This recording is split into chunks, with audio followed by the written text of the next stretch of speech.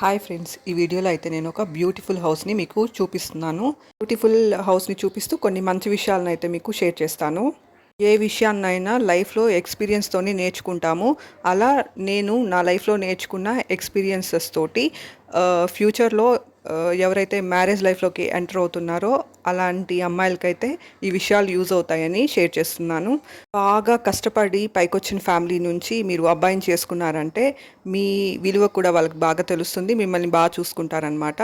బాగా కష్టపడి చదివి పైకొచ్చిన వాళ్ళైతే ఇంకా కష్టం విలువ తెలుసు కాబట్టి వైఫ్స్ని కూడా బాగానే చూసుకుంటారు. భర్త మంచివాడైతే వెనకాల కోట్ల ఆస్తులు ఒక్కర్లేదు. ఆటోమేటిక్గా మీకు సపోర్ట్, మీకు అండగా నిలబడడం, మీకు ఒక ప్రొటెక్షన్గా నిలబడడం అలాంటి లక్షణాలు ఉంటే ఇంకా ఏమీ అవసరం లేదనమాట.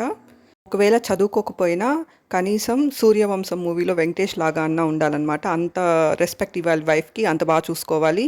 కాజల్ అగర్వాల్ది అయితే సీత అనే మూవీ చూడండి, అందులో రామ్ లాంటి లక్షణాలు ఉండాలి, అందులో రామ్ లాగన్నా ఉండాలి కనీసం. అలాంటి హస్బెండ్ ఉంటే ఇంకా మీకు కోట్లు అక్కర్లేదు.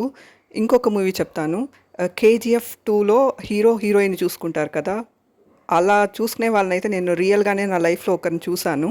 కానీ బల్లాల దేవా లాంటి అతన్ని సెలెక్ట్ చేసుకున్నారంటే మీ లైఫ్ అనుష్క ఆ మూవీలో బాహుబలి చనిపోయిన తర్వాత అనుష్క లైఫ్ ఎలా ఉంటుందో అలా అయిపోతుంది అనమాట మీ లైఫ్ కూడా. సో మంచి లక్షణాలు ఉన్న అబ్బాయిని చేసుకున్నారంటే ఇలాంటి ఇల్లు కొనుక్కోవడం ఏం పెద్ద లెక్కేం కాదు. కష్టపడితే దేనైనా సాధించుకోగలం అనమాట. మీ మ్యారేజ్ తర్వాత మీ లైఫ్ ఎలా ఉంటుంది అనేది మీకు వచ్చే లైఫ్ పార్ట్నర్ మీద ఆధారపడి ఉంటుందన్నమాట.